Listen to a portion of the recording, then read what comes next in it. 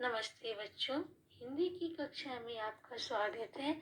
आज मैं भाषा माधुरी कक्षा चौथी के पाठ 4 मित्रता को पढ़ाने जा रही हूँ। बच्चों, सच्चे मित्र की पहचान मुसीबत के समय ही होती है। सुंदर वन में आम का एक पुराना पेड़ था। उस पेड़ पर सलोनी कोयल का एक घोंसला था। जब आम के पेड़ पर फल लगते तो सलोनी मीठे स्वर में गाती। आमों की सुगंध और सलोनी के गीतों से दूर दूर से पक्षी खींचे चले आते थे। सभी पक्षियों के साथ सलोनी की मित्रता थी।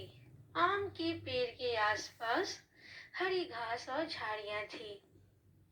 एक हिरन वहां घास चरने आता था। उसका नाम हिरक था। हिरन का नाम क्या था? हिरक। सलोनी उसे मीठे मीठे आम देती। हिरक हिरन भी उसे अपनी पीठ पर बिठाकर सुंदर वन में घुमाता। एक बूढ़ी लोमड़ी भी वहां आती थी। एक दिन लोमड़ी ने घास चरते हुए हिरक को देखा। हिरन को देखते ही उसके मुंह में पानी आ गया। सलोनी समझ गई कि कुछ गड़बड़ है। उसने हिरक को लोमड़ी से सतर्क रहने की सलाह दी। हिरक स्वयं भी लोमड़ी से सतर्क रहता था।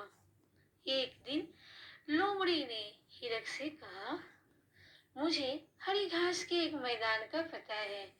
मैं वहां जाती हूँ। तुम भी मेरे साथ चला करो।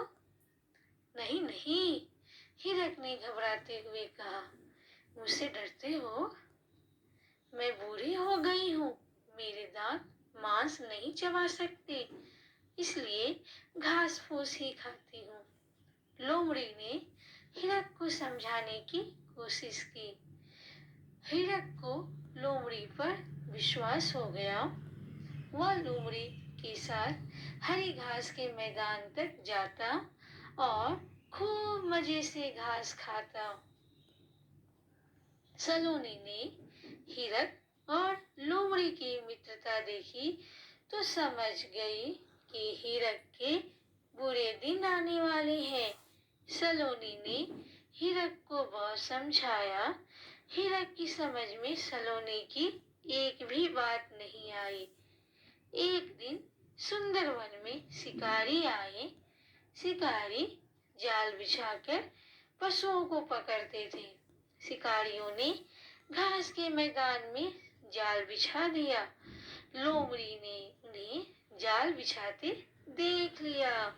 उसने सोचा, यदि हिरक इस जाल में फंस गया तो उसे उसका मांस खाने को मिलेगा। लोमड़ी हिरक को जाल में फंसाने की योजना बनाने लगी। लोमड़ी आम के पेड़ के पास गई और हिरक को बहला फुसलाकर वहां ले आई जहां जाल बिछा हुआ था। वहां पहुंचते ही हिरक जाल में फंस गया।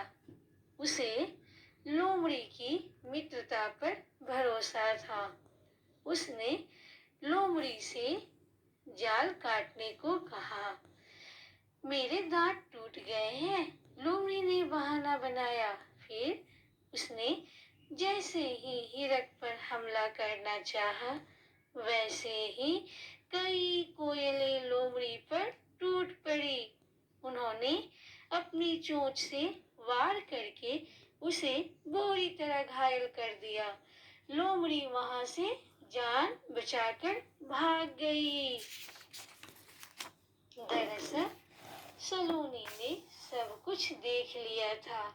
वही सभी कोयलों को बुला लाई थी। अब समस्या थी हिरक को जाल से बाहर कैसे निकाले। सलोनी को एक उपाय सूझा। उसने हिरक से कहा, जब मैं सुबह गाऊं तो आंख बंद करके पेट फुलाकर भूमि पर लेट जाना। शिकारी तुम्हें मरा हुआ समझकर जाल उठा लेंगे। जाल उठाते ही तुम भाग जाना। सुबह हुई, हिरक को जाल में फंसा देखकर शिकारी बहुत प्रसन्न हुए। कोयल ने गीत गाया और सब कुछ वैसे ही हुआ जैसे कोयल ने सोचा था।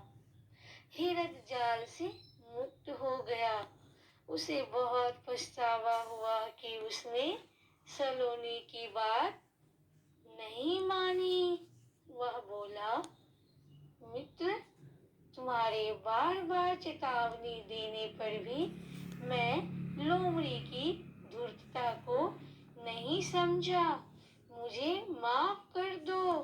तुमने सच्चे मित्र की तरह मित्रता निभाई। सलोनी फिर अपनी मधुर आवाज में कूकने लगी। बच्चों, कैसी लगी ये कहानी? अच्छी लगी ना?